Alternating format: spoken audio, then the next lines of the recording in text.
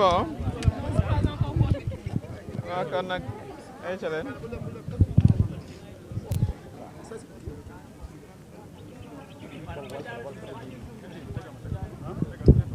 C'est bon?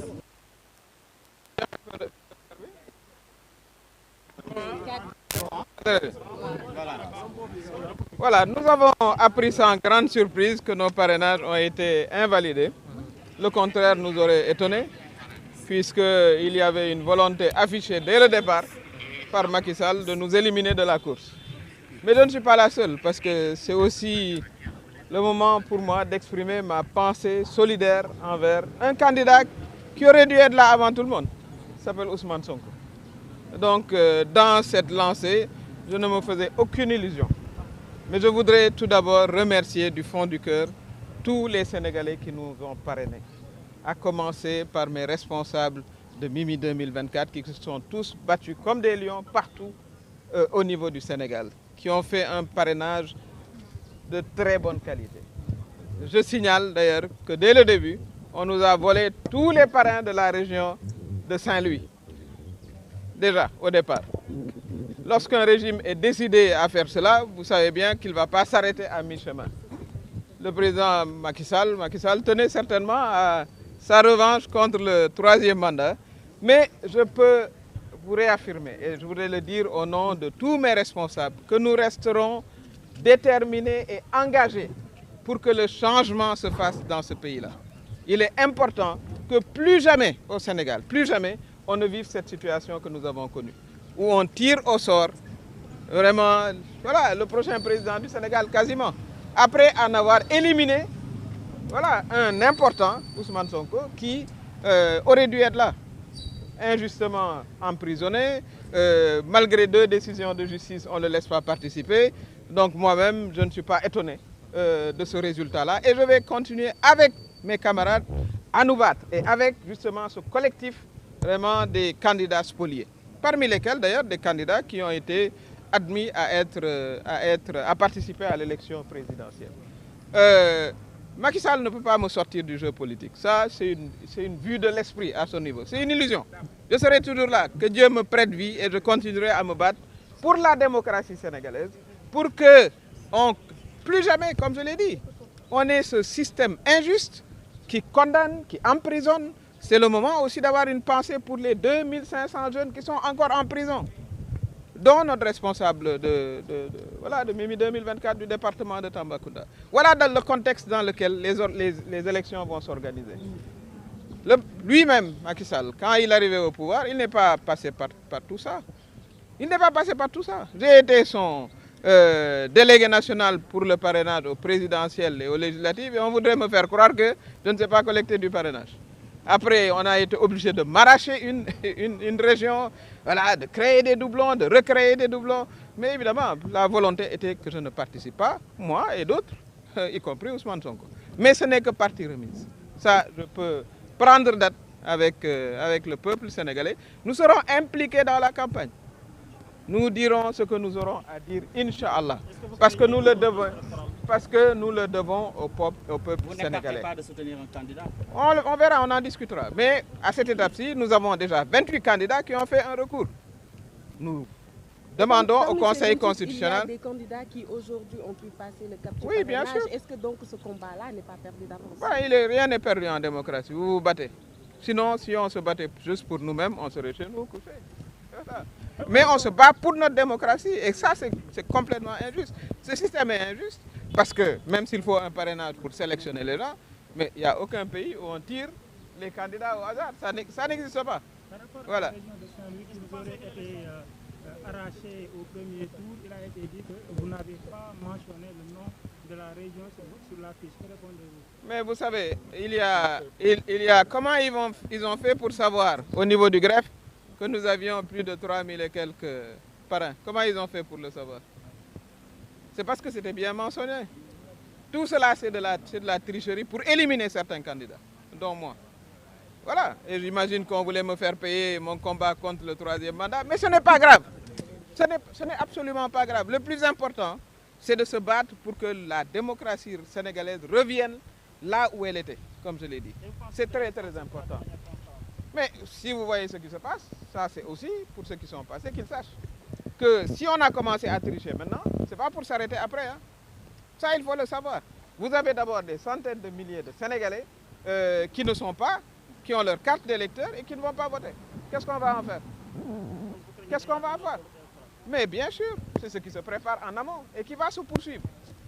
Vous ne l'énumérez pas comme ça parce que voilà, vous voulez le faire, parce que vous avez un objectif précis, la continuité. Mais cette continuité-là ne se fera pas parce qu'on va continuer à mobiliser les Sénégalais, à mobiliser la jeunesse sénégalaise pour que nous allions vers des élections inclusives et transparentes.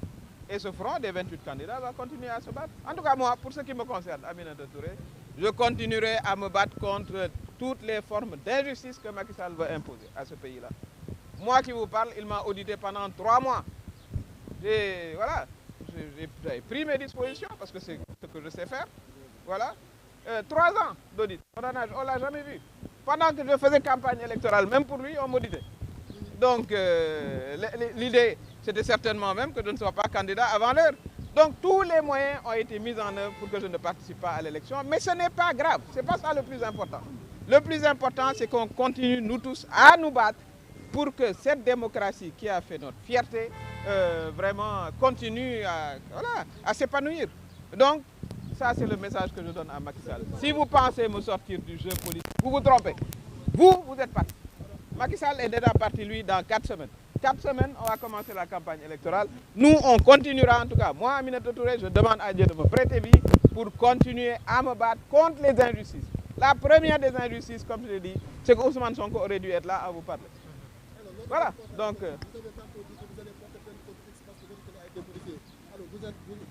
nous allons le faire, bien sûr que nous allons le faire. Nous allons le faire, nous n'allons pas nous en arrêter là, hein, parce que nous sommes pour les combats de principe. Vous ne pouvez pas venir prendre les clés des gens, les changer, etc., avoir un résultat tout fabriqué et penser que bon, on va aller ce soir. Moi, ça ne fait que me motiver. Moi, ma personnalité, c'est que quand je dois vivre une injustice, je me bats avec le peuple sénégalais, avec la jeunesse sénégalaise. Et c'est le moment aussi maintenant de parler de toutes les questions. La libération de ces jeunes et qu'on élucide aussi la mort de ces jeunes. On ne doit pas passer pour perte et profit toutes ces questions-là. En tout cas, je voudrais vous aussi vous féliciter, vous les journalistes, hein, parce que vous êtes là et vous êtes témoins aussi. Vous êtes des témoins de l'histoire du Sénégal, de toutes ces formes d'injustice dont souffrent beaucoup de Sénégalais, dont les jeunes, les politiciens, comme je l'ai dit, Ousmane Sonko et moi-même aujourd'hui. Mais cela ne m'étonne pas, parce que dans un combat, il faut accepter les sacrifices. Ousmane Sonko, il est en prison. Voilà, pas pour son propre plaisir, mais parce qu'il c'était un acteur politique. Si Macky Sall aujourd'hui décide de me retirer de la course, je l'accepte en continuant à me battre. Et je me battrai jusqu'au bout, tant qu'en tout cas, il me restera énergie. Voilà, je vais tàmbali par wax xew dara nee nañu li ñu doon laaj ci ay parrain jotuñu ko am dañuy sant yàlla d'abord ndax jullit lu mu fekkee rek d'abord na ci sant yàlla te lii nag moom du lu ma bett ndax Macky Sall ba ma dalee xeex ak moom contre le 3e mandat moom defe naa ne waatoon na ne du ma bokk ci élection yi ni mu waate woon ne Ousmane Sonko du bokk ci élection yi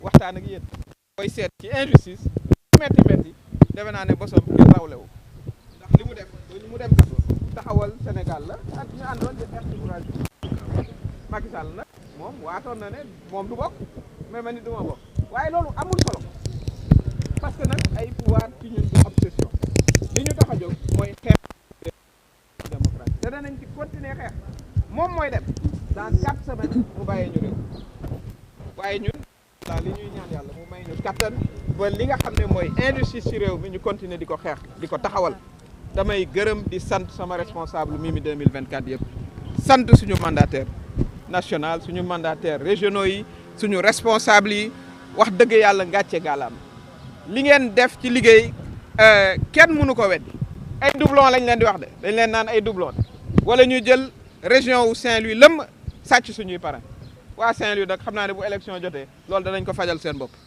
lañ koy fajalee seen bopp mooy tout sauf candidat wu Macky Sall mi def ñaawteef ñun li nu jàpp mooy Sénégal mës ta yegg si fii ndax nga dem ba di tànn président de la République di tirer au sort maanaam di loterie loolu kenn mësu ko gis ci benn réew kenn mësu koo gis ci benn réew waaye nag dañuy jàpp ne lu yàlla dogal rek mooy li gën li ñu koy ñaan mooy mu may ñu ñun ñëpp kattan ñu continuer nag di xeex pour suñu démocratie taxaw pour élection yi ñu jëm bu doon élection yu jaar yoon suñu collectif bi nga xam ne 28 candidats lañ am nañu ci jàll tey danañu continuer di xeex pour que parrain yi nga xam ne dañu koo sàcc wax dëgg yàlla ñu delloo ñu ko parce que amul beneen baat boo ko mën a tudde ndax ñu dugal suñu clé dem ca secrétariat wu greffe ba ñu compter teg ci machine bi ñu ne waaw Saint-Louis am ngeen ci nangami parrain ñu ëlbateku dal di ko foqati voilà ba ñu demee di ubbi ñu ne gisuñu waa Saint-Louis loolu ab jaay doole la waaye Macky Sall nag yàgg na di ma jaay doole waaye toujours maa ngi faire face amut fenn fu ma songee fu ma delloo ginnaaw amut te noonu laa koy continuer voilà ndax audité na ma ñetti at may campagne Benno Bokk Yaakaar ñu may audité ma ne leen jox leen dossier ñu wër a wër gis ne jëluma dërëmu waa Sénégal ànd naag moom 10 ans 6 mois kenn mënu maa taqal 1 franc ci lu ma jël amut ñu bàyyi loolu mu du soggaat ma ci voilà ci participer loolu yëpp defe naa ne faj meru 3e mandat la waaye warutoon a def 3e mandat lii muy def aussi tëj suñuy xale 2500 boole ci suñu benn responsable Souleymane Dembélé bu Tamba yooyu yëpp dañu war a jóg xeex ko te dinañ ko xeex nag moom mooy dem waaye moom mënu maa génne ci jeu politique u Sénégal mënu ko parce que moom pare na voilà élection yi bu continuer nii mu commencé dara du ci leer ay junniy sénégalais yor seen carte ñu ne la gisuñu seen i parents ñun déjà suñu delloo suñu parents yi nga xam ne nee nañu gisuñu leen mais ñu dell parrainage bi 10 000 parrains ba ci le ministre de l'enseignement supérieur Mary Teuw Niane quand même qui est un homme sérieux voilà dem déposer caution am ñu jox ko fiche de parrainage ëlbate ko ñu ne ko gisuñu ko ci fichier bi waaye yéen bi ngeen di li tax joxu leen Ousmane Sonko fiche de parrainage am da ngeen ne newul ci fichier bi waaye ñu newul ci fichier yi ngeen jox nag seen ngeen jox leen liste parrainage pour wax leen ne lii dara lu sérieux amu ci opération de sélection la ñi nga xam ne Macky Sall dafa bëgg a régler ses comptes ak ñoom parce que ci règlement de compte la nekk ak ñun mais ñun nangu nga suñu 10 000 parrainage ma wax leen de nangu na suñu 10 000 parrainage foqati sàcc suñuy parrainage u Saint-Louis voilà terewul ba tey ñu am li ñu am terewu ko parce que mënu ko tere voilà nee nañ bon on a validé voilà 38 000 nangam mais boo ñu delloo suñuy 10 000 ak delloo ñu Saint-Louis ñu jàll c'est très simple donc def nañu recours voilà ça lépp lu mu songoon mu jëm ci man amul dara lu mu ci réussir Ousmane Sonko mi mu songo aussi tëj ko ci kaso bi mais loolu aussi du ko réussir ndax aussi lii mu ko teg du dara lu dul injustice wax naa ko waxati ko parce que tout simplement voilà doole lay jaay Sénégal loolu nag waa Sénégal aussi dañu bëgg ànd ak ñoom pour faj ko pour réew mi teguwaat ci yoon vraiment ñu amaat benn changement ba nga xam ne Amadou Ba mi nga xam ne moo ne day continuité moom ku dugg ci urne la ngay njëkk a def mooy seet ana bulletin nga def ko ci poubelle loolu nag ñun dinañ ci ànd campagne ci parce que suñu avenir u réew duñu toog rek ak lu mu métti lu mu ñu def ci wàllu injustice du tere ñu continuer am motivation am engagement ànd ci ak responsable Mimi 2024 yëpp ànd ci aussi ak le collectif des 28 ñu aussi féliciter waa diaspora ñoom it seen taxawaay rafet na vraiment ñu xam ne ñun ñu ngi ci champ politique bi pour continuer di xeex li nga xam ne moom la ñu war a xeex taxawal suñu démocratie tey ñëpp a ñuy voilà ni xale yi wax kaañoo ñëpp kenn mësta gis ñuy tirer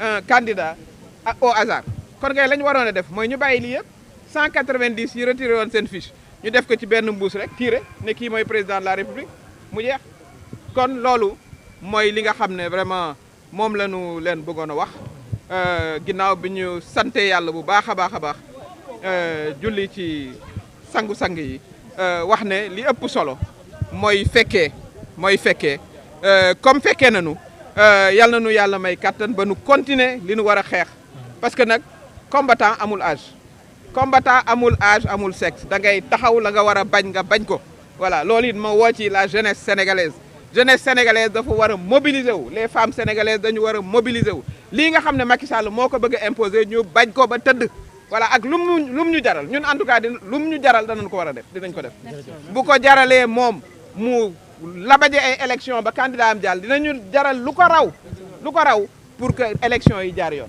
maa ngi leen di gërëm di leen sant. solo si doo ma jox bouchon boobu. waxal suñu gone yi yaa ngi koy lokk rek